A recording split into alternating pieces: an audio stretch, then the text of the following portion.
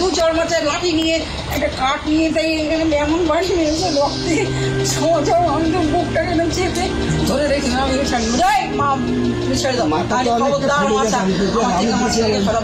পার্টির আশেপাশে আমরা থানাতেও গেছিলাম, যারা এই কাজটা করেছে অবশ্যই তাদের গ্রেফতার করতে হবে।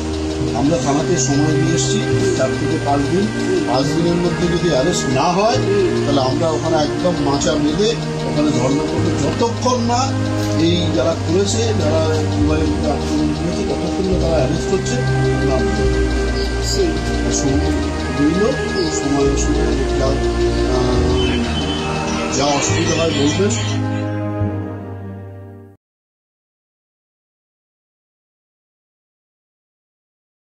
আমি বাড়িতে শুয়েছিলাম, ওই বাড়িতে বসে মোবাইল দেখছিলাম, ওরা হঠাৎ করে 25-30 জন এসেছে, ঘরে ঢুকে টেনে বার করেছে, ঘরে ঢুকে ঘরেই মেরেছে, ঘরের থেকে বাইরে টেনে নিয়ে মেরেছে। বিজেপি করবি আর আমার মাকে বলছে যে তুমি একটা ঘর পেয়েছো, খাবে বিএমসি আর গান গাইবে বিজেপি, একদম একদম মন বলেছে তোর বিজেপি বাপগুলোকে ডাক, এখন কে ঠেকাচ্ছে? মন শক্ত রাখুন। আমরা এখন যাচ্ছি থানায়, যারা মেরেছে প্রত্যেককে একদম আপনার কাছে প্রতিশ্রুতি দিয়ে যাচ্ছি, জেলের ভাত খাওয়াবো, ঠিক আছে? একদম মন নরম করবেন না, পার্টি আপনার পাশে আছে, ঠিক আছে? একদম আমরা আছি, সবাই সময় আছে, আসবে, ও খবর নিচ্ছে, আমরা সবাই আছি। আমরা এখন যাব, আপনার থানায় যাব, তারা করেছে আমরা দেখছি, ঠিক আছে? প্রত্যেককে জেলে ভাত খাওয়াবো, আমি বলে দিলাম। আমরা ছোটবেলা থেকেই বর্ধমানের সাঁইবাড়ির সেই হাড় হিম করা ঘটনার কথা শুনতে শুনতে বড় হয়েছি, এবং সেই ঘটনার বিজ্ঞাপন, হ্যাঁ ঠিকই শুনছেন, বিজ্ঞাপন এখনো দিদিমণি করে যান। এখনো তিনি মানুষকে শোনান যে সেখানে কি হাড় হিম করা সন্ত্রাস হয়েছিল, কিভাবে সেখানে রক্তমাখা ভাত মাকে খাওয়ানো হয়েছিল, ছেলের রক্তমাখা ভাত। এবং সেই জায়গা থেকে এখনো কিন্তু তিনি কমিশন টমিশন বসিয়েছিলেন, তার কোনো রকম কোনো সমাধান, কারা দোষী, কি ব্যাপার, সেগুলো কিছু আমরা সামনে দেখতে পাইনি।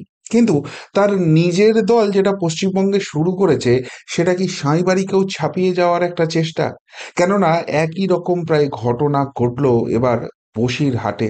ভাতের থালা থেকে বিজেপি কর্মীকে টেনে তুলে মার, এবং মৃত্যুর সঙ্গে পাঞ্জা লড়তে হচ্ছে সেই বিজেপি কর্মীকে। ঘটনাটা ঘটেছে বসিরহাটে।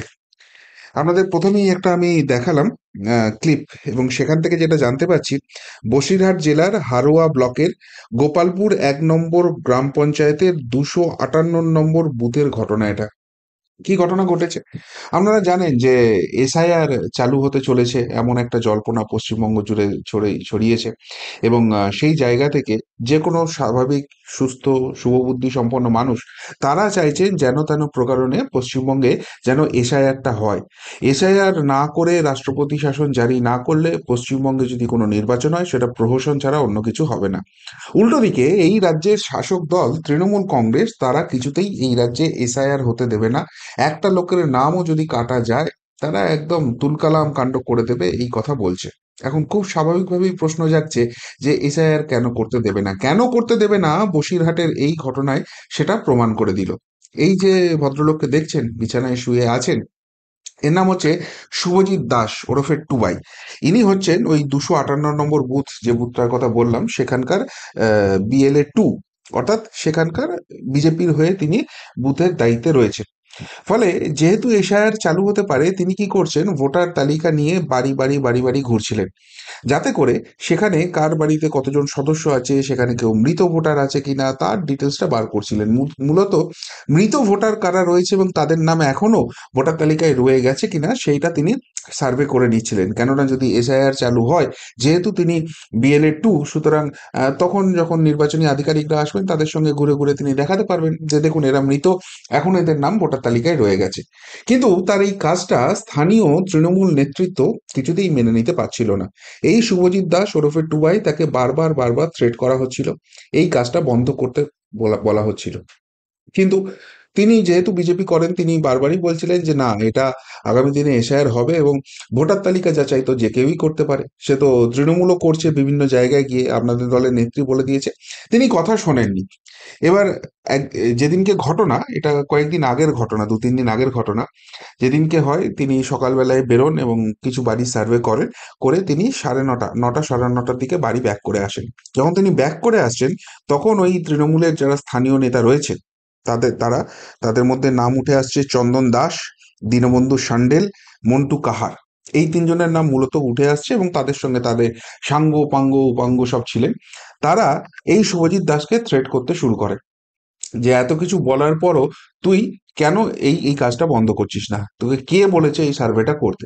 যথারীতি সেখানে একটু কথা কাটাকাটি হয়, শুভজিৎ দাস কথা শোনেন না এবং তখনই শুভজিৎ দাসকে থ্রেট দেওয়া হয় যে তোকে বাড়ি থেকে তুলে মেরে দেবো একদম। তো শুভজিৎ দাস সেখান থেকে চলে আসেন, নিজের বাড়িতে চলে যান এবং যেহেতু সকাল থেকে বেরিয়েছিলেন, গিয়ে বাড়িতে রান্না করা ভাত খেতে তিনি বসেন। এই সময়ই ওই তৃণমূলের যারা নেতা আছে, স্থানীয় নেতা আছে, তারা পুরো সেই বাড়িতে চড়াও হয় এবং সেখানেই ঘরের মধ্যেই এই শুভজিৎ দাসকে বেধড়ক ঠেঙাতে শুরু করে, পেটাতে শুরু করে। এবং তখন শুনলেনই তার মা বলছিলেন এবং বাড়ির অন্যান্য মহিলারা, তারা কার্যত পা চেপে ধরেন যে ছাড়ো, এইভাবে মেরো না, মরে যাবে আমার ছেলেটা। কিন্তু কেউ কোনো কথা শোনে না এবং যখন ওই চিৎকার চেঁচামেচি হচ্ছে, মারধর চলছে, তখন আশপাশ থেকে অন্যান্য বাড়ি যেগুলো রয়েছে, প্রতিবেশী যারা রয়েছেন, সেই সব মহিলারাও চলে আসেন সেখানে। কেননা 9টা 9:30 বাজছে, তখন বাড়ির বেশিরভাগ পুরুষই কিন্তু কাজে বেরিয়ে গেছেন বা নেই সেখানে। তো সেই জায়গা থেকে তারা বেরিয়ে আসেন। যে মুহূর্তে বেরিয়ে আসেন, শেখ শাহজাহানের মতো হুমকি এখানে শুরু হয়ে যায় যে যে মহিলারা এখানে এসছে ওই মহিলাদেরও তোল, গিয়ে তারপর মজা দেখাচ্ছি। ভাবুন একবার, পিঠে কালচারটা কিভাবে গোটা বসিরহাট জুড়ে সংক্রমণের মতো ছড়িয়ে দিয়ে গেছে শেখ শাহজাহান। এবং সেটা নিয়ে এই রাজ্য প্রশাসন, এই রাজ্যের পুলিশ, এই রাজ্যের মুখ্যমন্ত্রী সকলে নিশ্চুপ। এখানে নাকি রাজনৈতিক প্রতিহিংসা চলছে, এগুলো সামনে আসছে বলে। যে মহিলারা বাধা দিতে যাচ্ছে তাদেরকে বলা হচ্ছে মহিলাদের তোল, তারপর গিয়ে মজা দেখাচ্ছি। তো এরপর ওখানে একজন ছিলেন যিনি সাহস করে একটু ভিডিও করার চেষ্টা করেন। তো তার মোবাইলটি কেড়ে নেওয়া হয়, মোবাইলটা ভেঙেও দেওয়া হয় এবং তাকে শারীরিকভাবে নির্যাতন করা হয়, মারধর করা হয় তাকেও। ফলে ভয়ে আর কেউ সেই সময় করতে পারেনি। এরপর এই শুভজিৎ দাস যিনি রয়েছেন, তাকে নিয়ে যাওয়া হয় স্থানীয় যে হাসপাতাল রয়েছে সেখানে নিয়ে যাওয়া হয়। কিন্তু তার অবস্থা ক্রমশ সঙ্গীন হতে শুরু করে এবং সঙ্গীন হতে হতে একটা সময় এতটাই খারাপ অবস্থা হয়, তাকে কলকাতায় ট্রান্সফার করতে হয়। মানে পশ্চিমবঙ্গের স্বাস্থ্য ব্যবস্থাটাও কি করে রেখেছে দেখুন। একে তো জঙ্গলরাজ চলছে মাননীয়ার অনুপ্রেরণায়, তারপরে স্বাস্থ্য ব্যবস্থাও এমন, একজনের ক্রিটিক্যাল কন্ডিশন, তাকে ওখানে চিকিৎসা করা যাচ্ছে না, তাকে কলকাতায় ট্রান্সফার করতে হচ্ছে।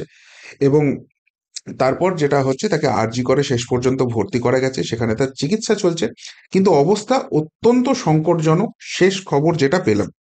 এবার মজার ব্যাপার যেটা হচ্ছে, এই যে নেতা ওখানে গেছেন, তিনি হচ্ছেন বসিরহাট জেলার বিজেপির সভাপতি, সাংগঠনিক জেলার সভাপতি সুকল্যাণ বৈদ্য। তো এরপর তিনি যেটা করেন, তিনি বিজেপি কর্মীদের নিয়ে থানায় যান এবং সেখানে গিয়ে তিনি এফআইআর করেন এবং এফআইআরে এই চন্দন দাস, দীনবন্ধু সান্ডেল এবং মন্টু কাহার, এদের নামে তিনি অভিযোগ করেন এবং সেখানে পুলিশ এদের বিরুদ্ধে যাতে ব্যবস্থা নেয় সেই কথা তিনি জানান। কিন্তু এরপর দেখা যায় পুলিশ সেখানে নিশ্চুপ হয়ে বসে আছে। তারা এলাকায় তারপরও দাপিয়ে বেড়াচ্ছে এবং পুলিশ কোনো রকম কোনো ইনভেস্টিগেশনও শুরু করেনি, কোনো রকম কোনো স্টেপও নেয়নি বলে বিজেপির তরফ থেকে অভিযোগ উঠছে। তো এরপর যখন আবার সুকল্যাণ বৈদ্য তিনি চলে যান তার কর্মীদের নিয়ে থানায়, সেখানে গিয়ে পুলিশকে বলেন যে এলাকায় এরা দাপিয়ে বেড়াচ্ছে, আপনারা কিছু করছেন না কেন? তখন পুলিশের তরফ থেকে নাকি জানা যায় যে এদের নাকি খুঁজে পাওয়া যাচ্ছে না। তখন সুনির্দিষ্টভাবে এদের লোকেশন পুলিশকে জানিয়ে দেওয়া হয় যে এখন এই মুহূর্তে এরা এখানে আছে। তারপরও পুলিশ নিশ্চুপ হয়ে বসে থাকে। আসলে ইনস্ট্রাকশনটা তো খুব ক্লিয়ার না? শাহজাহান হোক আর এই চন্দন দাস, দীনবন্ধু সান্ডেল, মন্টু কাহার, এরাই হোক, আলটিমেটলি নির্দেশটা তো আসতে হবে 14 তলা থেকে। সেখান থেকে তো খুল্লা ছুট দেয়া আছে। আর সেই জন্য এত কিছু চলছে। আচ্ছা বলুন তো, এই শুভজিৎ দাস ওরফে টুবাই, তার অপরাধটা কি ছিল? একটা রাজনৈতিক দলের কর্মী, যে রাজনৈতিক দলটা আবার ভারতীয় যে সংবিধান রয়েছে সেই স্বীকৃত হিসেবে নির্বাচন কমিশন দ্বারা তারা অ্যাপ্রুভড, সেই দলের হয়ে কাজ করতে যাচ্ছে। ভোটার তালিকা যাচাই করা, এ তো তৃণমূলও ঘরে ঘরে ঘরে ঘরে গিয়ে করছে। সেখানে মৃত ভোটার কারা কারা আছে এই জায়গাটা খুঁজে বার করছে বলে তাকে এমন মার মারা হবে। এবং আরো যেসব ছবিগুলো আমি পেয়েছি, সাপোর্টিং ডকুমেন্ট যদি কোথাও দরকার হয় অবভিয়াসলি সেখানে আমি প্রডিউস করব। দেখা যাচ্ছে না, আপনাদের সামনে আমি দেখাতে পারবো না। এবং ইউটিউবেরও যে কমিউনিটি গাইডলাইন আছে, যে বিভৎসতার জায়গা আছে, সেই জায়গাটা নিয়ে এটা দেখানো সম্ভব নয়। কিন্তু ছবিগুলো দেখছি আর আমি শিহরিত হয়ে যাচ্ছি যে এইভাবে কেউ মানুষকে মারতে পারে, এইভাবে। এবং সব থেকে বড় কথা, যারা চিৎকার করছে এশায়ার হতে দেবো না, তারাই তাহলে মৃত ভোটার যখন খুঁজতে যাচ্ছে এত উতলা হয়ে উঠছে কেন?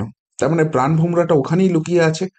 আর এরা মুখে বড় বড় কথা বলে গণতন্ত্রের, এরা নাকি পশ্চিমবঙ্গটাকে সুজলা সুফলা করে রেখে দিয়েছে, এরা নাকি পশ্চিমবঙ্গটাকে উন্নয়নের জোয়ারে ভাসিয়ে দিয়েছে। আর সেই উন্নয়নের জোয়ারে একজন রাজনৈতিক কর্মী যদি তার রাজনৈতিক দলের হয়ে কাজ করতে যায়, এরকম নয় কাউকে থ্রেট করছে, এরকম নয় যে কোথাও গিয়ে গন্ডগোল করছে, সে তার বুথের যে কাজটা আছে সুনির্দিষ্ট সেই কাজটা শুধু ভোটার তালিকাটা চেক করছে, লোকের বাড়ি বাড়ি গিয়ে চেক করছে যে সত্যিই সেখানে মৃত ভোটার আছেন নাকি যারা আছেন সকলেই ঠিকঠাক আছেন। শুধু এইটুকুনি কাজ করার জন্য এত বড় জিনিস হচ্ছে। এবং তারপরও পুলিশ নিশ্চুপ হয়ে বসে আছে। এই রাজ্যের মুখ্যমন্ত্রী তথা পুলিশ মন্ত্রী কতখানি অপদার্থ বা ব্যর্থ হলে, কতখানি জঙ্গলরাজ চালালে এই ঘটনা ঘটে, সেই অভিযোগ কিন্তু বিজেপি তুলতে শুরু করে দিয়েছে। কিন্তু একটা ঘটনাই সামনে আসছে এটা থেকে, যে পশ্চিমবঙ্গে যদি এদের রাজ চলে, 14.5 বছরে এই জায়গায় এসেছে, সেটা যদি 15 বছরের পরও কন্টিনিউ হয়, তাহলে বাকিদের কি অবস্থা হবে? এবং এরা যে বলে আগামী 300 বছরের উন্নয়নের কাজ করে দিয়েছে, তো সেখানে উন্নয়নের কাজ করে দিলে তো মানুষ এমনিই ভোট দেবে। মৃত ভোটার লুকিয়ে রাখতে হচ্ছে কেন? ওই ভোটের দিন স্বর্গ থেকে নামিয়ে নিয়ে এসে তাদেরকে ভোট দেওয়াতে হবে। আর ওই জাল জুয়া ভোটটা না করাতে পারলে ক্ষমতায় টিকে থাকা যাবে না। এই আতঙ্ক থেকেই কি এই জায়গাটা তৈরি হচ্ছে? কি বলবেন বসিরহাটের হারোয়ার এই ঘটনা নিয়ে? যদি কিছু বলার থাকে অবশ্যই কমেন্ট বক্সে কমেন্ট করে জানাবেন। এখনকার মতো এখানেই শেষ করলাম, ফেরত আসছি নতুন প্রতিবেদন নিয়ে খুব তাড়াতাড়ি। ভালো থাকবেন, সাথে থাকবেন, পাশে থাকবেন। নমস্কার।